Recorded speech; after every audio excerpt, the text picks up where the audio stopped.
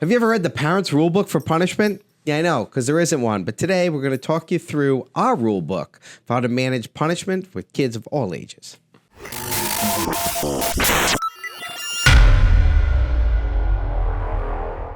Hey, welcome back to the Art of Fatherhood. I'm Brian LaFauci. And I'm Patrick Marino. And that is Bo Jawinski. I'm never going to see Bo. Our favorite of all the kids. Today we're talking about punishment. Bo never gets punished because everything she does is always correct, especially when she jumps on us in the middle of the podcast. Well, she doesn't get punished for that. Because she's like, why are you not paying attention to me? You're talking to this. Why are you talking to that thing and not me? Now she leaves. Punishment, we're both in the middle of punishing our kids. I think that's why we like doing the podcast, because we both just told the story of like, my kid. Well, I didn't tell my story yet. That's true. We got to hear your story. But punishment throughout the spectrum is... We did just recently release a video, so I don't know when this is going to go up, but we did talk about that book. Remember the book? We did one on the book. Yeah. So that was kind of about punishing. Building men. Yeah. Yep. Absolutely. And, you know, I think one of the key things is the fact that punishment happens at every age. Right. I mean, and you may think, like, the range of my kids is 30 to 15. There's 5 of them. Do we punish the 30-year-old? Absolutely.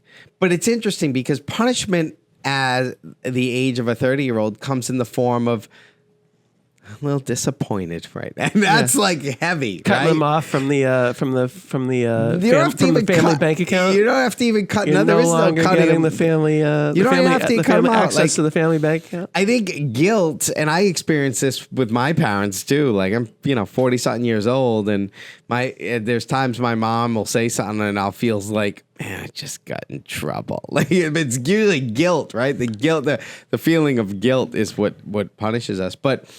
The range of punishment. Let me tell you kind of why I thought this was a good topic, and then we'll go into. Tell me let me just say this first. Yes, though. I think that this is like a statistic, and you're going to have to check on this. Sometimes I'm just full of shit, but like I think that they talk about like you talk about like lengths of punishments, especially when we're talking about criminal justice or fines, right, or things like that. The best deterrent for bad behavior is not the size or the length of the punishment. It's catching them.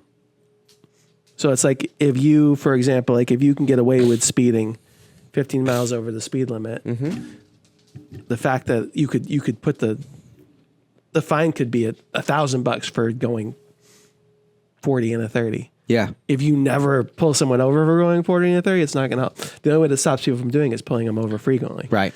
Right. And I think what that relates to in parenting is consistency. Yep. Right. So, digging in, being consistent. Or the idle threats. I'm terrible with idle threats. Are you? It's one of the areas where I have to struggle. Yeah, I'm terrible at idle threats. I'm going to do this, and then you don't do it. Do you call yourself out? That doesn't deter anymore. So you got to call yourself out, though. I'm thinking I'm doing it here. Okay. No? I'm kind of calling myself out right here, right? Yeah, no, I'm saying you got to call yourself out with the kid. Oh yeah, of course I do. Yeah, like, I do this all the time. I said I was going to do that, and I was emotional, and it wasn't. And as long as you do that, I think you're good. Yeah. I think they see that as human, and you kind of can talk yourself out of it. All right, let's get into your punishment here. Let's get into your story. Well, here's my takeaway. My takeaway is this. We had an incident with one of the kids involving, it's funny, related to one of our previous podcasts where we talked about weed or booze, or right. We also talked about it was a parenting when you talked about her becoming a captain and how you would have dealt with it if she hadn't. Yeah. We talked about dealing with losing. Yeah. So this has come up. Yes. Yeah. So we had a substance issue, right? It's like we do with teenagers sometimes. Yeah. Someone partaked in a substance. I would have never as a kid, just saying. Right. But these kids today. So, anyways, when we were sitting down about a week later after the whole thing, and I felt like there was a little piece of me that just wanted to reinforce my stance. So I sat him down and I was like, listen, I just want to be really clear on this because I didn't get like wicked upset visually. I didn't yell. Yes, there was a punishment. Like, I didn't like, I didn't treat you like shit for the next 2 days because I was disappointed. Like, because my philosophy on punishment is you did a thing. I'm upset. I'm gonna work through my own being upset. Right. Yeah.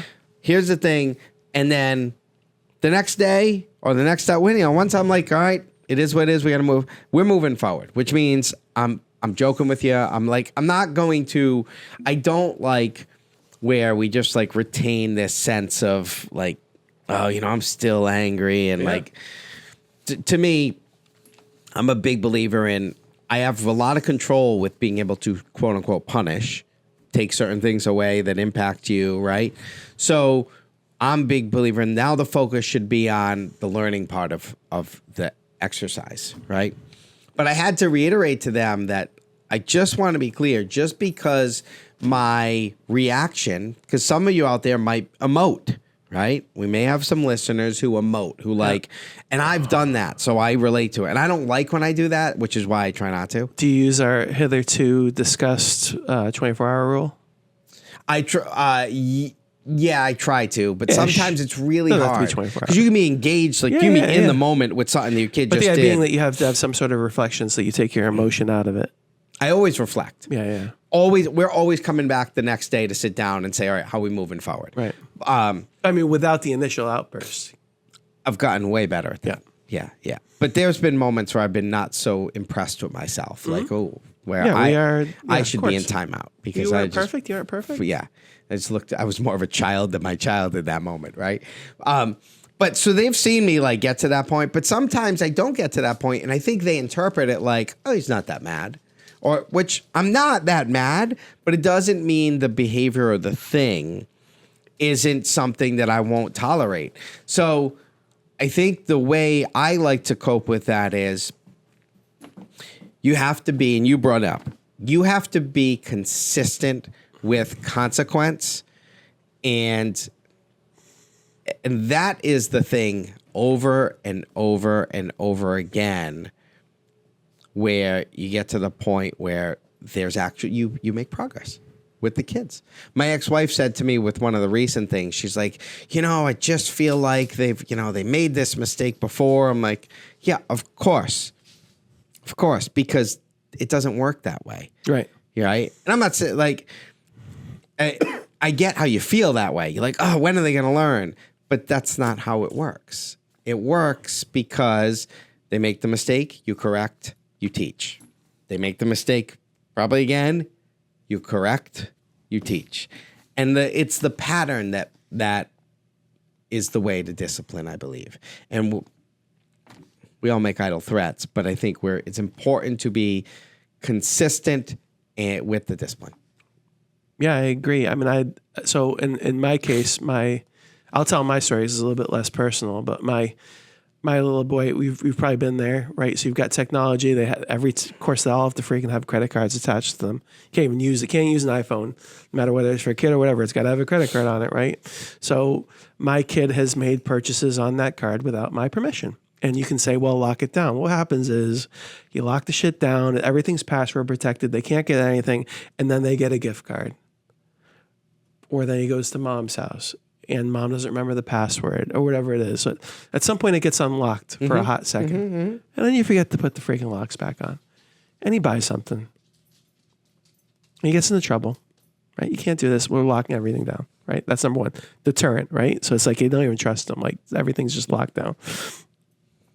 And then so this happened finally a few more times. And then finally it was just like, this can't happen again anymore. Like you know to not make the purchase. Right. So finally I just freaking blew up, and I didn't blow up like in a terrible way, but I mean, he's seriously grounded. Like he cannot access anything on any technology besides basic call and text features, which we need for emergencies on his phone. So he can't use any of his video game systems. Like they are locked away, and they're going to be locked away for the foreseeable future. Right. And I said 2 months, right? Because I was like, all right, well, this is not, this has got to be just locked away. So, but there are consequences. Like one of the things he learned, right? He was like, oh, why can't we freaking use Netflix? Well, you know why he couldn't use Netflix? Because the credit card that we were using on the system, the game system that he charged hundreds of dollars on, I shut off and I forgot about it. So it's like, all right, well, why is Netflix not accessible? Because the credit card's no good. I'm like, this is just all these downstream consequences. So like, this is actual money. Like there's actual like things we have to do to deal with it. And he's like kind of learning about it. But what I've tried to do is learn from you, which is we have a system now. I'm trying to give him the ability to earn things back through behavior. Right. So, which even happens in the prison system, by the way. Yeah, exactly. I got behavior. 2 years, but you're not serving 2. Yeah, exactly. Right. So yeah. it is even on the highest level. That's how we do it. Yeah, exactly. Yeah. So I'm trying to get him, so if he has a good day, if he brings home all good grades, it was really funny. And I took some days off the suspension for this as well, is we had a buddy that had to come hang out with us. And, because his mom was busy or whatever. So one of his buddies had to come hang out with us after soccer or whatever. So, I told her that, like, just so you know, like, Bale's not allowed to use any of his technology. So like if your boy comes over with gaming or whatever, he's not gonna be able to participate. And so she didn't send him with anything either. And the two of them had to and it was great. This is always what happens. They're always just better. They're better people without way any of that better stuff. people. Yeah, but like he's kind of earning it, right? He still but like he's earned back like 2 weeks now. Yep. Just through good behavior, just by making sure he's on top of everything, by getting off fours, by just doing little things that I've kind of given them goals, like a half a day for this, a full day for that, and it ends up inadvertently changing. Sorry to interrupt. Other behaviors. Yeah, I'm trying to use it. I'm trying to use the punishment as a way to reinforce other things. Was one of the things that I get a lot of is I'll get pushback from people, not pushback, sometimes pushback, where they're like, that's a little, don't you think that's a bit much? And in my mind, I'm like, no, because I know I'm going to give them opportunities to move forward, right. and I'm going to reward them moving forward. So I have to have the carrot there, right? Like, I don't say that up front, but I know in the back of my mind, like, one of the things that we did was there were key components to the punishment that I was just talking about. And then what happened was one of my daughter's coaches like added something else towards the end. Like it was, right. we and this other piece got added, and we were like, ooh, we were in the moving forward phase here. That should have probably come out like 2 weeks ago, right? And it didn't. So she took it really well. Like, she was really upset, but she handled it very maturely with the things she did after. I'm like, wow, that was impressive, and I want to reward that. So I circled back with her mom, and I was like, hey, let's if this continues to go well, let's give her that car back early, right? And so as a reward to how well she's kind of showing like ownership of the whole thing, and not, because she could have like come home and be like, can you believe, blah, blah, blah, and she didn't. She's like, I get it, I deserve it, or whatever, right? She wasn't happy, but so that, I ended up having to like, I had the buffer in there. Yep. And I ended up having to kind of use it because there was this other thing that happened. I was like, well, that's a little over the top now. Yeah. Now we're just crushing, you know what I mean? Yeah. Like, and at what point do we look around and be like, this might be a bit much? I would say I probably did push the envelope a bit with the suspension. Yeah, but I pushed it a bit, knowing that I have the ability knowing that I can build 2 in the months good behavior. is a lot. Right. And after like well, because then he screwed up again. So a big part of this is the sneaking around, right? The big part of it is knowing that something is wrong and doing it anyway. Yes. So then we had another incident in the house while he was already suspended, where I said no to something. I turned around for a second and he's doing it, and I was like, all right, I'm out of the week. Knowing that I could pull that week away. Yeah. With just another couple of days of good behavior, right? Yeah. But that was like kind of like the reinforcement. It's like, oh shit, this is real. One of the things I wonder how you dealt with or deal with, and how you deal with, and you, our viewers, deal with, and as well, is how do you deal with genuine tears? And I kind of, what do they call them? Alligator tears if they're fake? Crocodile tears. Thank you. I knew it was one of those reptilian tears, but like sometimes your kid cries and you know that they're kind of like faking like they're upset to get your like approval or attention, to get you to back down or whatever. Sometimes you're genuinely upset, and it might be about something silly and trivial, but like they're genuinely upset. And that is tough to get through. you know, like, so he's generally looking forward to something through the video gaming, which again, like all his friends are going to be doing this. So if he doesn't get to do it, it's going to it's going to upset him. He starts tearing up. And One like, of those events that they have. He's like very, very upset about that. And he genuinely, and that kind of sucks. Mm-hmm. Like in back of my head, I kind of know that I can give that back to him. If he just sticks to what he's doing right now, he's going to get that. But I can't tell him that because otherwise he might not. We're still kind of fresh. We're a couple weeks into it. Yeah. You know? Yeah.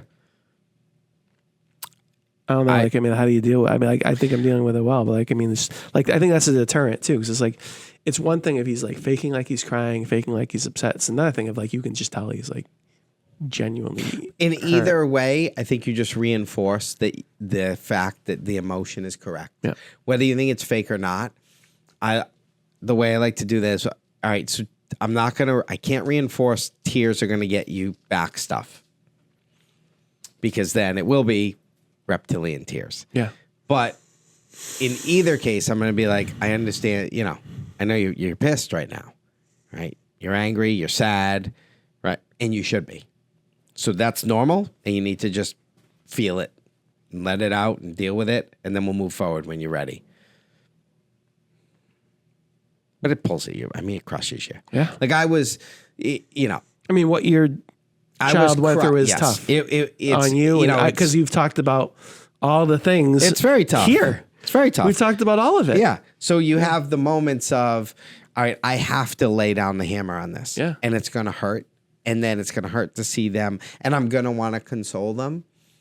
But the way I try to handle it is I do console them. Because if I know I'm not going to bend, then I can be empathetic. I'm like, I know this sucks. This is life teaching you that you can do all the right things. You do one thing wrong that falls into a certain category, and man, you lose a lot. Good lesson. Good lesson. And that's how I related it to. And this is where I get crap from like I said, not necessarily I get crap, but where I differ with other people in our life who have said about this specific incident, like, I feel so bad. And I'm like, I don't. And it doesn't mean I don't like that. I like seeing any of my kids upset. But what I do know is the only really good lessons I learned in life were learned when I fucked up. That's it. I don't learn anything when things are going great. I just am like, hey, they're great, but you know, like, I think there's so little you learn when things are roses. You learn the best things, and you have opportunities to like become your best self, and to when you like really like lose something that means something to you, right? And where people feel the other piece of that is you get to teach people that, hey, you'll rebound. Yeah. Yeah, it's going to be hard. You're going to look back and always remember that and be like, shit, but you'll rebound from it. Yeah. You may have a scar from it. You may have like, and some are deeper than others, and some you're like, oof, man, it's tough to shed. But all of them, you know, if nothing that happened, knock on wood, nothing that's happened to my kids so far has caused them anything that can't be overcome. Right. No, I hate to say this, but no one's like done something bad enough where they've lost their life or like, yeah, right. Or so everything is just a learn, right? And I'd much rather have them learn it now than do the same type of thing when you're 38 years old, 2 young kids trying to support a house, and now you just lost everything because you made that that mistake as an adult. But as much as that's bad, being able to deal with smaller mistakes and smaller punishments will help you prepare to deal with bigger punishments, because it will be the same no matter how big the punishment is, like losing a house or something like that. You'll still be best off dealing with it the same way.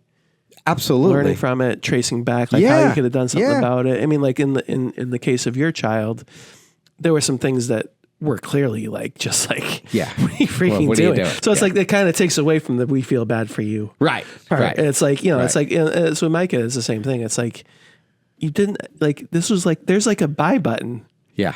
The first time, yeah, you screw it up. You're like, oh, I can just get that, and you do it, and you don't realize it's tied to dad's credit card, and it's like, all right, But fine. after I've told now you it's like 3 you've done it a times. few times, and it's like, you know what I mean? And we've all made fun of you for it. We've caught you lying about it, and it's, I feel bad, but yeah, this is avoidable. Yeah. This is an avoidable thing. Right. And trace back and figure out, okay, well, And what usually could you with have done kids, it's differently? impulse. Yeah. I mean, with your kid, with my kid, those are all impulses. Oh, yeah.